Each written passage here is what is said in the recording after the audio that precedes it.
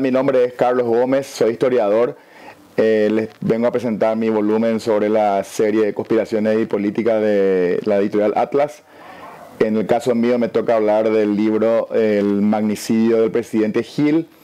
Estamos hablando de una época de mucha inestabilidad política, es una época crítica en la construcción del Paraguay de la posguerra, la década de 1870, y era una época en la cual los herederos, digamos, del gobierno de la preguerra, ¿verdad? Y los paraguayos que estaban fuera del país habían retornado al Paraguay para construir un país sobre la base de una total destrucción que había significado el esfuerzo bélico.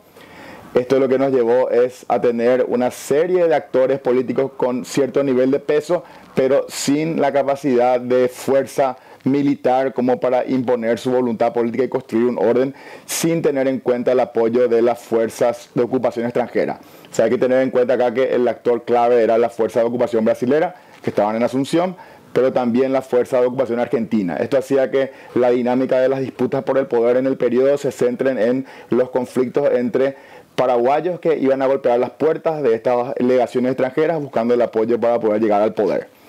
En este contexto es que emerge la figura de un Juan Bautista Gil, una figura destacada, ¿verdad? Una persona de una familia adinerada, con bienes, con recursos, que había pasado por la guerra con honores, había participado en la guerra al mando del mariscal López, y que en el proceso de posguerra se convirtió, tras haber pasado buen tiempo en el Brasil, en un aliado directo del gobierno brasilero. O sea, era una figura de confianza para el gobierno brasilero en el Paraguay. Eso hizo que termine siendo un árbitro importante de la política paraguaya de posguerra. Eso hizo que él llegue al poder en 1874 y que se mantenga hasta su muerte el 12 de abril de 1877. ¿Qué es lo que ocurrió que determinó la muerte de él, el asesinato en realidad? Es que él desde el poder había hecho una campaña de persecución a muchos de sus ex aliados y en algunos casos rivales políticos de siempre. No tenía el aval de políticos pesados de la posguerra como el caso de Cándido Vareiro o Bernardino Caballero o el propio Patricio Escobar. Esto había hecho que también él se enfrente con muchos posibles aliados que habían participado de él en conspiraciones previas, entre ellos Molas, los hermanos Godoy, ¿verdad? Juan Silvano y Nicanor, y también por supuesto el propio Matías Goiburu. En el momento en el que se hace el levantamiento, ¿verdad? Consiguen complotar con éxito suficiente para asesinar al presidente Gil, pero en el proceso inmediatamente posterior, las fuerzas del orden se reorganizan y si bien pierden a los hermanos Gil, ¿verdad? Porque tanto él como Emilio mueren en un enfrentamiento en Luque con los complotados, que eran Molas, que había mencionado, ¿verdad? Los hermanos Godoy. Juan Silvano ciertamente no estaba en Paraguay, él había sido considerado un hombre como el cerebro de todo el operativo, una persona intelectual, por lo cual consideraron que había que protegerlo de la acción bélica, la acción del enfrentamiento propiamente hablando. Y eventualmente las fuerzas del orden, bajo el mandato ya del que sería vicepresidente entonces, que era el vicepresidente Uriarte, van a conseguir restablecer el orden político y controlar la insurrección. De hecho, hubo un seguimiento del caso, hubo un proceso jurídico a los complotados que terminó con el proceso de octubre de 1877, cuando se da el asesinato de Facundo Machain, otra figura muy ilustrada de la época, que había asumido la defensa de Molas y de otros implicados en el caso, ¿verdad? Entonces esto vino a configurar el tipo de régimen de Gil, que había sido ya de por sí un régimen arbitrario que perseguía a los opositores, ¿verdad? Que no toleraba la supuesta libertad de prensa que había comandado la Constitución del 70. Bueno, esto es un poco más de lo que se repite con Uriarte y que termina generando el clima de inestabilidad que derivó en los asesinatos del 29 de octubre del 1877. Entonces lo que tenemos es que era propio de la década del 70 la inestabilidad con la que contaba el Paraguay, la década de 1870, y la presidencia de Gil ilustra los límites que tenían los políticos paraguayos para actuar con la autonomía suficiente para gobernar. Entonces generalmente estas alianzas, tanto entre actores locales como las legaciones militares extranjeras, eran las que decidían quién se quedaba en el poder.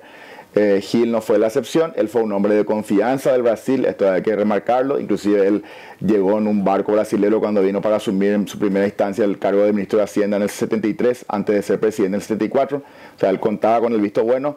Eso hizo que en parte la conspiración no sea del todo apoyada, la conspiración en su contra, y que justamente actores rebeldes, radicalizados del perfil de Juan Silvano Godoy, de Nicanor, de José Dolores Molas y del propio Guayburu, fueran los que embistieran contra el gobierno, haciendo una acción política que resultó en el análisis de más largo plazo por lo menos irresponsable y contraproducente para ellos, porque terminaron todos capturados, ¿verdad?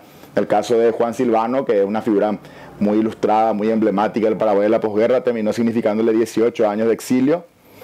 Él, como diría Justo Pastor y Fran, él pasó después de ser un político a ser un hombre de cultura, ¿verdad? Un historiador, un escritor, un millonario que hizo su fortuna en Argentina y que terminó comprando las bases de lo que sería la Biblioteca Nacional y el Museo de Arte Paraguayo, con todos los volúmenes que compró en el extranjero, pero que ya no pesó políticamente.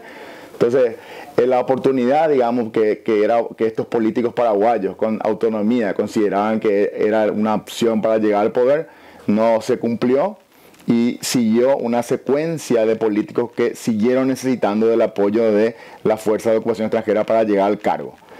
Esto hizo que figuras como Vareiro, que fue el presidente después de la muerte de Gil, después de Uriarte en realidad, que es el que gobierna durante toda la etapa de terror político, que es la que denunciaron actores como Godoy o el propio Héctor Francisco de Cut. Después lo que tenemos es que hay un retorno a la política de Caballero, ya Escobar, ¿verdad? Ya con el visto bueno de los brasileros, de una forma mucho más decisiva, y que les permitió a ellos construir el periodo que se denominó la Pax Caballero, en la cual el Paraguay fue reconstruido después del periodo tan duro que significó la Guerra de Triple Alianza. Entonces, como todas las conspiraciones, ¿verdad? Nosotros siempre hablamos de conspiraciones en el Paraguay, es como un tema muletilla casi de la historia del Paraguay, siempre ayuda a entender mucho mejor cuando profundizamos en el aprendizaje de estas conspiraciones, cuando entendemos las explicaciones de factores diversos que pueden llegar a constituir tanto la política extranjera como la política local, como los actores económicos, los tipos de financiación a los que accedían, ¿verdad? Que sí que tanto Rivarola como Gil eran financistas de sus acciones revolucionarias. Entonces, toda esta gente que de alguna manera emprendía este negocio, entre comillas, de llegar al poder para después poder recabar recursos. En todos los casos, una de las quejas, ¿verdad?, que tenían, por ejemplo, un representante de la delegación brasileña en el Paraguay en el periodo, era que finalmente había una ambición en exceso individual, había un reconocimiento de la dificultad de construir gobierno en un país tan devastado como era el Paraguay de la posguerra, en el cual quizá, como mencionaban ellos, quizá también sacándose la culpa o la responsabilidad encima, ni la acción conjunta de la delegación brasilera con la Argentina, con el gobierno paraguayo, iba a poder reconstruir en el periodo que se necesitaba un gobierno estable como para poder volver a lanzar al país hacia el futuro. De todas maneras, cabe eso mencionar, ¿verdad?, que había una especie de inmediatismo que se vio a lo largo de este periodo, tanto en los préstamos internacionales que se consiguieron como en el manejo de las riquezas del Estado que habían sido heredadas a la época de los López. Lo que se vio fue un afán de lucro que en muchos casos conspiró contra la construcción de un orden colectivo basado en un Estado fuerte que pudiera liderar el proceso de reconstrucción nacional.